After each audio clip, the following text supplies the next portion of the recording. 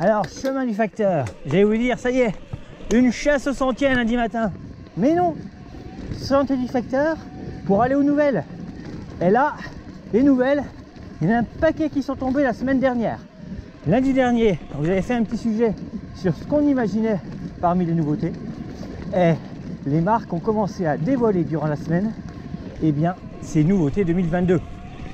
Alors, on a fait un sujet sur les nouveautés Bosch.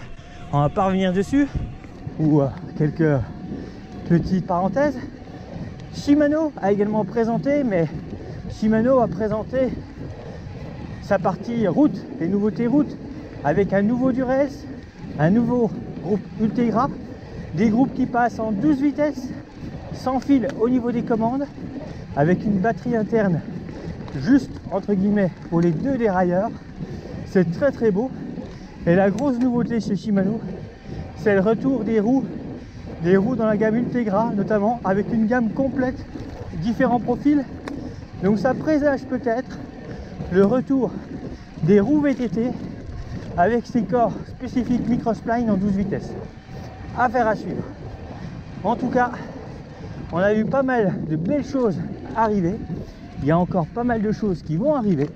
Et pour que ça soit un maximum audible, eh bien on va s'arrêter pour vous raconter tout ce qu'on a pu trouver comme petite info sur toutes ces nouveautés 2022 qu'on aura l'occasion tôt ou tard de voir sur les sentiers.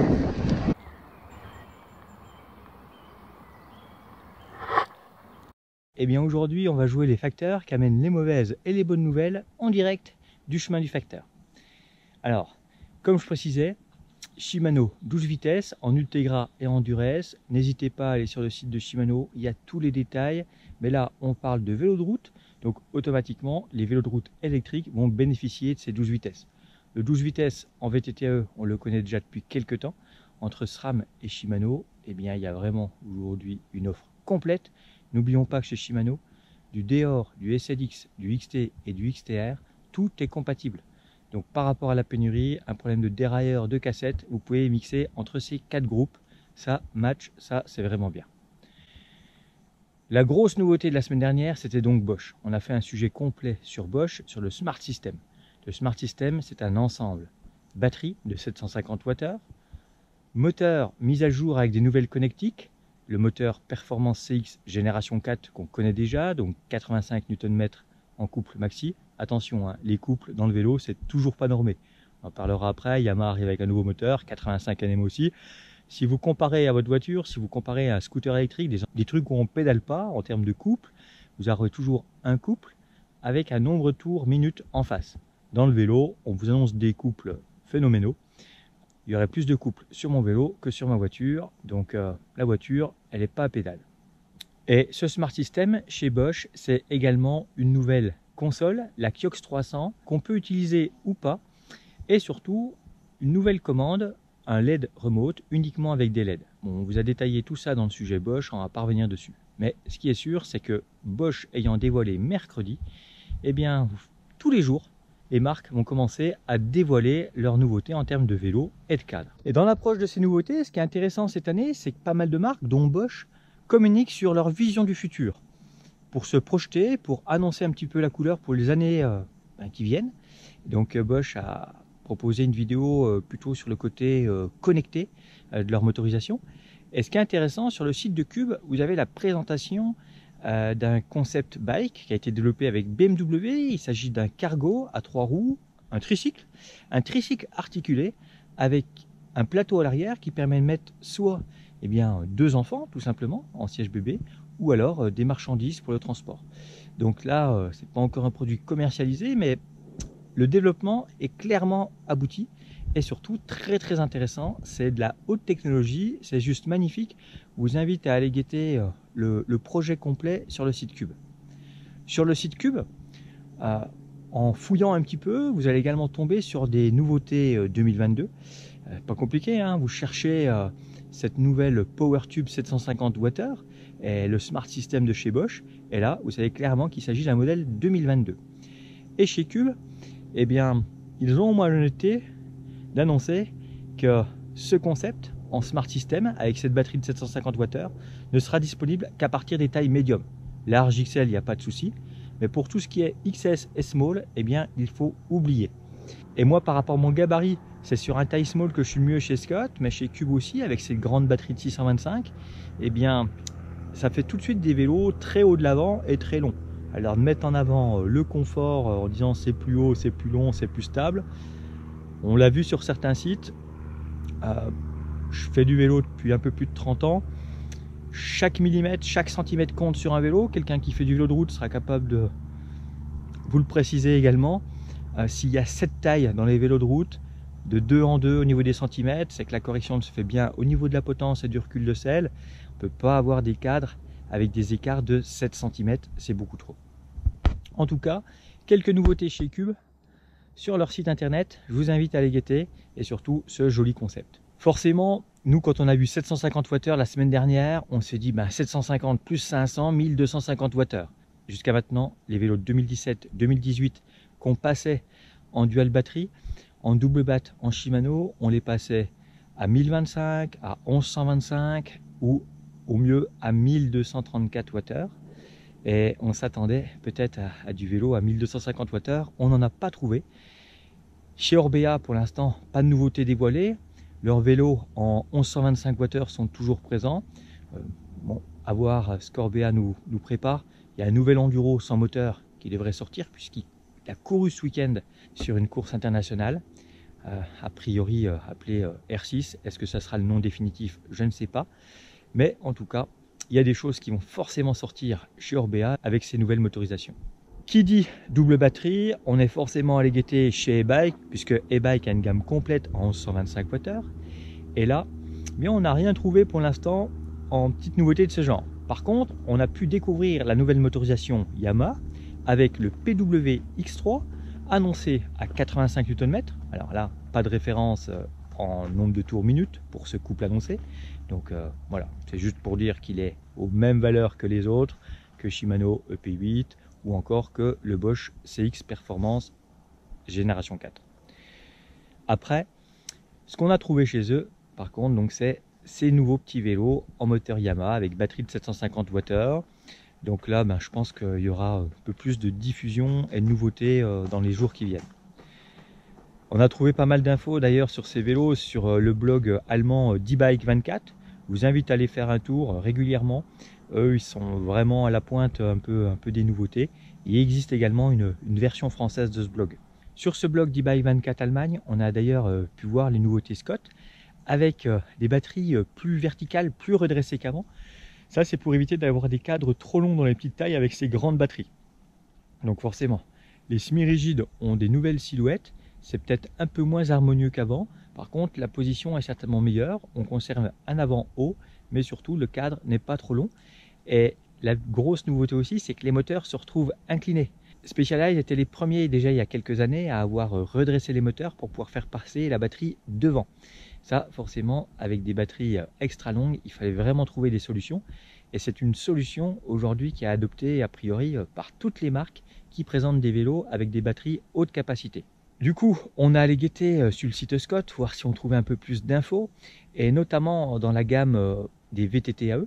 Alors là, on retrouve toujours nos Genius ou nos Strike, quasiment les mêmes produits que l'année dernière, puisque beaucoup de produits étaient annoncés comme reconduits l'année passée. C'est-à-dire que des Genius, des Strike E-Ride 2021 vont faire finalement 18 à 24 mois sur le marché, avec pas de changement. La raison, les pénuries à gérer. Et à un moment donné, il fallait faire des choix. Donc pour pouvoir offrir un maximum de vélos aux consommateurs, c'est un choix qui a été fait. C'est pas plus mal. Du coup, ces vélos-là sont toujours disponibles en dual batterie. Donc 1125 watts en cumulant la batterie de 625 interne plus une batterie de 500 externe. Et au-delà de ces produits, eh bien, on a vu sur les réseaux sociaux un petit lancement qui va avoir lieu aujourd'hui ce lundi à 16 h. Où Scott s'affiche en tant que patron la gamme E-Ride avec un produit, une gamme full carbone, les patrons E-Ride avec cette nouvelle batterie de 750 Wh, la batterie qui vient passer devant le moteur, un amortisseur plus ou moins intégré, mais en tout cas dans le prolongement des haubans. Donc fini l'amortisseur en position basse par rapport à la répartition des masses. L'amortisseur va être ici dans le prolongement. Par contre, en termes de poids, une nouvelle solution technique a été adoptée. C'est ici, au niveau du point de pivot, celui-ci a été supprimé d'après les esquisses qu'on peut voir sur le petit teaser diffusé dès ce week-end. Donc certainement un des ensembles les plus légers du marché pour accueillir le Bosch Smart System. En technologie carbone, Scott a toujours prouvé grâce à ces différentes technologies comme l'IMP, ses principes double pot. N'oublions pas que les Genius Tune Full Carbone avaient les cadres les plus légers du marché jusqu'à maintenant avec la motorisation Bosch Génération 4 et la PowerTube 625. Et bien avec la PowerTube 750, le nouveau cadre risque d'être plus léger que le précédent en ayant justement supprimé une articulation, c'est vite 100-150 grammes entre la visserie, les points de pivot, etc. Le rajout de matière. Il y aura peut-être une différence que de 100 grammes, puisque venir fixer l'amortisseur là où ils l'ont mis, c'est peut-être à peine plus lourd qu'avant. Après, à voir, on verra si c'est un système trognon ou si c'est autre chose. Après, peu importe, en tout cas, ça risque d'être très beau. Pas forcément donné, puisque full carbone, mais en tout cas, le ton est donné et Scott arrive avec une grosse nouveauté avec ce système Bosch Smart System. Autre nouveauté visible sur le site de Lapierre qui a déjà été dévoilé, c'est le nouveau Lapierre. On ne sait pas s'il est en carbone ou en alu, mais je pense que c'est quand même un carbone par rapport aux formes et aux dessins qu'on peut voir. Une intégration de la batterie qui est vraiment magnifique, des petits détails sympathiques. Par contre, eh bien, cette batterie, elle vient devant le moteur, un petit peu comme chez les autres. À voir si une taille small sera disponible ou pas. On note aussi que par rapport à la ligne qui passe par les axes de roue, on se retrouve quand même avec des moteurs, le fait de les retourner, qui dépassent un peu beaucoup en dessous au niveau du sabot. Et là, on a non seulement la batterie qui est aux avant-postes, le moteur, donc gare au tronc, gare au caillou quand même, à voir après avec l'usage ce que ça donne en termes de choc, parce que même s'il y a un renfort au niveau du sabot pour pas que le sabot casse, un choc reste un choc. Il y a quand même de l'électronique, que ce soit dans le BMS de la batterie ou au niveau du moteur. Attention, attention. On n'a rien vu au niveau dual batterie 2x750 ou 750 plus 500 pour l'instant. On ira guetter la semaine prochaine du côté de Reismüller, puisque Reismüller, ils sont souvent à la pointe de tout ce qui est nouveauté lorsqu'il s'agit de produits en motorisation Bosch. Et au niveau motorisation, il y a des choses un petit peu légères, donc à assistance limitée, hein, avec un couple que dans les 40 ou 50 Nm, une petite batterie, donc ces vélos intermédiaires. On a pu voir ça un petit peu sur les réseaux. Et en termes de nouvelles motorisations, par contre, on a l'allemand Schaeffler qui a développé un nouveau concept. Vous imaginez un pédalier avec lequel vous produisez de l'énergie, juste une génératrice, et ensuite juste deux fils, entre guillemets, pour alimenter une batterie. Et de cette batterie, vous ressortez, alors quelques pertes sont annoncées, hein, de l'ordre de 3 à 5% par rapport à une transmission classique, mais ensuite vous pouvez aller mettre un ou des moteurs sur une machine. Donc ça, c'est vraiment intéressant pour les fabricants de cargo, de vélos utilitaires, puisque fini les chaînes à n'en plus finir, les cardans, les courroies, les renvois. On produit d'un côté, on redistribue de l'autre. Donc ça, c'est un nouveau concept qui risque de donner un nouveau visage à nos villes avec des engins électriques les plus exotiques possibles et surtout avec la meilleure ergonomie et mécaniquement réalisable avec un moindre coût. Voilà, une belle société allemande, Schaeffler, qui propose un nouveau concept et nos amis canadiens en ont parlé. Je pense que la presse française ne va pas tarder à en parler.